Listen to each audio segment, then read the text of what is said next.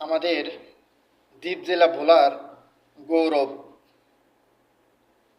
মাওলানা মুফতি নূর হোসেন আজিজি মায়ের খেজমত নিয়ে অনেক সুন্দর মূল্যবান কথা বলেছে। আশা করি ধৈর্য সহকারে শুনে যাবেন।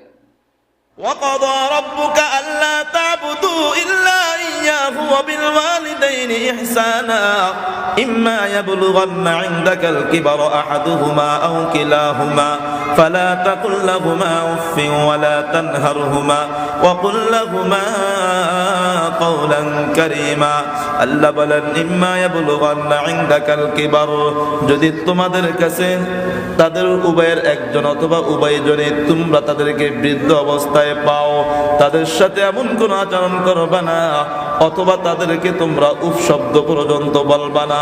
ওয়ালা তাকুল লাহুমা উফ, পিতামাতাকে উফ শব্দ পর্যন্ত বলবা না। ওয়াকুল লাহুমা কাওলান কারীমা, পিতামাতার সাথে বড় নরম ভাষায় কোমল ভাষায় সুন্দরভাবে পিতামাতার সাথে কথা বলবা। মা বাবা বড় সম্পদ। মা বাবা কি? এখানে বহু মানুষ এমন আছেন যাদের মা দুনিয়াতে নাই, আছেন কিনা বলেন? আবার বহু মানুষ এমন আছেন যাদের বাবা দুনিয়ার জমিনে নাই। অনেক মা তো এমন, সন্তান যখন গর্ভে থাকে, সন্তান ভূমিষ্ঠ হওয়ার সময় মা প্রাণ হারায় ফেলে, মা মারা যায়, সন্তান বেঁচে যায়, হয় কি হয় না বলেন?